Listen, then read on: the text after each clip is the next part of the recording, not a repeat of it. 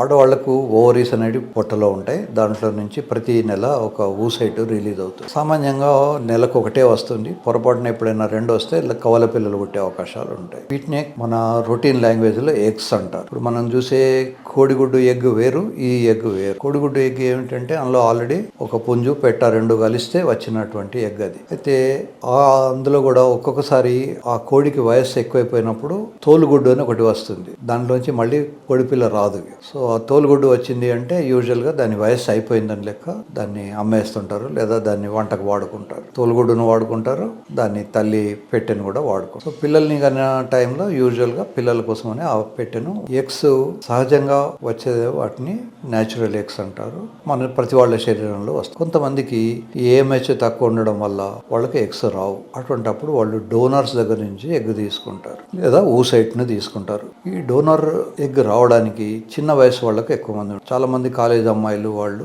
Donate చేస్తారు. కొంత డబ్బు తీసుకుని 30,000 40,000 50,000 ఏదో కొంత డబ్బు తీసుకుని వాళ్ళు వాళ్ళ ఎగ్స్ని ఇస్తారు. సో వాళ్ళకు ఆ ఎగ్ను ఎవరికి వాడుతున్నారు అన్న జ్ఞానం ఉండదు, వాళ్ళకు ఆ ఇన్ఫర్మేషన్ కూడా ఉండదు. ఈ ఎగ్ను ఒక్కొక్కసారి అమ్మాయిలకు ఎగ్ లేకపోతే ఈ డోనర్ ఎగ్ను వాడుకొని భర్తకున్న స్పర్మ్ను రెండు కలిపేసి ఎంబ్రియో తయారైన తర్వాత మళ్ళీ ఆ భార్య కడుపు లోపలనే యూట్రస్లు పెడతారు. ఇది డోనర్ ఎగ్ వల్ల వచ్చే ఉపయోగం. అలాగే డోనర్ స్పర్మ్స్ కూడా ఉంటాయి. మగవాళ్ళకు స్పర్మ్స్ లేకపోతే డోనర్స్ ఇస్తే దీనికి గవర్నమెంట్ స్ట్రిక్ట్ రూల్స్ ఉంటాయి. ఈ జెనెటిక్ మెటీరియల్ను ఒక ఊరు నుంచి ఇంకో ఊరికి, ఒక ప్లేస్ నుంచి ఇంకో ప్లేస్కు, ఒక హాస్పిటల్ నుంచి ఇంకో హాస్పిటల్కు తీసుకుపోవడానికి లేదు. ఒకవేళ ఇవన్నీ వాడితే గవర్నమెంట్ నుంచి పర్మిషన్స్ తీసుకోవాల్సి వస్తుంది. డోనర్ ఎగ్ వాడుతున్నామా, డోనర్ స్పర్మ్ వాడుతున్నామా, ఇట్లాంటివన్నీ కూడా వితౌట్ పర్మిషన్ మనం చేయడానికి లేదు. ఇవన్నీ illegal. With permissions they are allowed. దీంట్లో కొన్ని ఇబ్బందులు ఉంటాయి. ఫర్ ఎగ్జాంపుల్ డోనర్ ఎగ్ ఇచ్చినటువంటి తల్లికి కొన్ని ఫీచర్స్ ఉన్నాయనుకోండి. For example north Indian features ఉన్నాయి. ఫర్ ఎగ్జాంపుల్ సౌత్ ఇండియన్ అమ్మాయికి డోనర్, నార్త్ ఇండియన్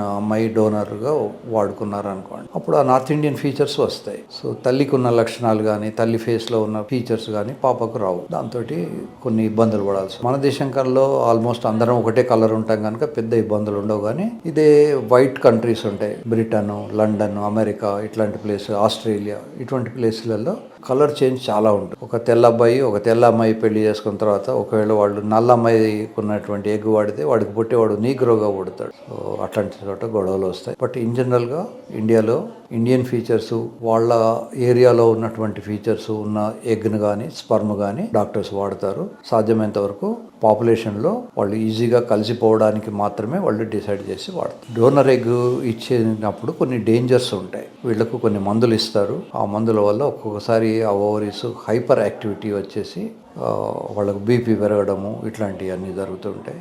రెండోది ఏంటంటే వాళ్ళకు నీడిల్ పెట్టి తీయాలి. మత్తి ఇచ్చేసి నీడిల్తో వాటిని బయటికి లాగుతారు. అలా నీడిల్తో కట్టినప్పుడు ఒక్కొక్కసారి లోపల రక్తనాళాలకు డ్యామేజ్ అయిపోయి ఇంటర్నల్ ఇలియాక్ ఆర్టరీ అని ఒక ఆర్టరీ ఉంటుంది. ఆ ఆర్టరీకి ఈ నీడిల్ తగిలి బ్లీడింగ్ అయ్యి అన్కాన్షియస్ అవ్వడము, డెత్ అవ్వడము, ఇట్లాంటి కొన్ని కాంప్లికేషన్స్ ఉంటాయి. కనుక ఈజీగా తీసుకోకండి. స్పర్మ్ డొనేట్ చేయడం అంత ఈజీ కాదు, ఊసైడ్ డొనేట్ చేయడం. కనుక ఆ రిస్క్స్ అన్నీ కూడా మీరు అర్థం చేసుకొని మీకు ఇష్టమైతే యూ మస్ట్ బి మేజర్. చిన్నపిల్లల నుంచి తీసుకోరు. అట్లాంటి పని చేసేది ఉంటే మీ పేరెంట్స్ కానీ మీ హస్బెండ్ కానీ చెప్పకుండా చేయకండి.